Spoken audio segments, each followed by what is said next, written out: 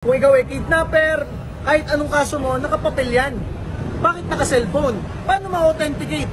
Kung Photoshop yon o screenshot lang ng kahit ano. Yung nagbibigay mismo ng warrant general, alam niya na dapat papel yun. So nirereklamo ng ating mga abogado, dinala sa Supreme Court. Binilisan naman ng Supreme Court, umakto naman sila. Nagbalita ngayong hapon na mag-i-issue ng TRO. Bakit pinrepair pa yung eroplanong yon para sa pilitang isa kayang Pangulong Rodrigo Duterte? Kahit dumating dito ngayon yung TRO, anong mangyayari na itakas ng Pangulong Rodrigo Duterte? Ano pong sunod na hakbang natin, sir? Tayo, hindi natin alam kung anong hakbang ng ating mga leader. Siyempre, ang inaasahan natin, si Vice President Sara Duterte.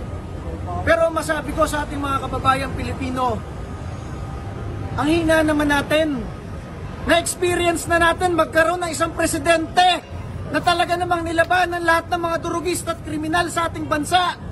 Talagang pinahina ang mga NPA na terorista na pumapatay sa ating mga pulis at sundalo. Sa panahon lang niya naubos yung mga batalyon at balangay ng NPA. Hinayaan pa nating maidala sa ibang bansa yung Pangulong yon. Wala man lang tayong pasasalamat. Wala man lang nagtulungan dito para sirain yung gate para mailigtas si Rodrigo Duterte. Hinayaan lang natin maisakay at hindi na natin makita muli yung presidente natin yon. So mananatili tayo dito, sir? Mananatili po ba tayo? Rally tayo para magkali si Marcos. Inaantay natin kung anong balita. Tulong tayo. Pero yun ang problema, nag-aantay lang tayo lagi ng balita.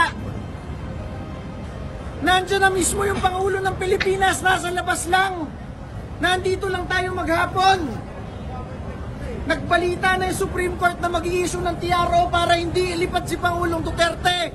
Hinayaan pa natin yung general na yon na gusto maging Chief PNP agad, na isahin si Pangulong Duterte para lang sa kanyang pangarap.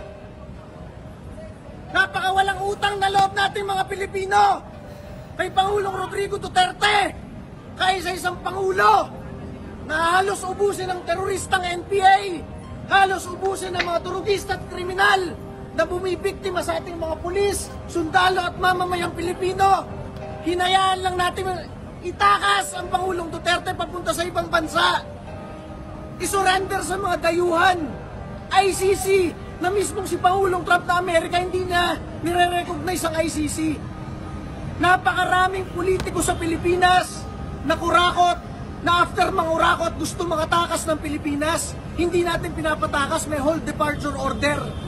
Nandiyan ang Presidente Duterte, ayaw lumabas ng bansa, gusto kasama tayo mga Pilipino. Sa pilitang isinakay sa aeroplano, pinipigilan na ng Korte Suprema.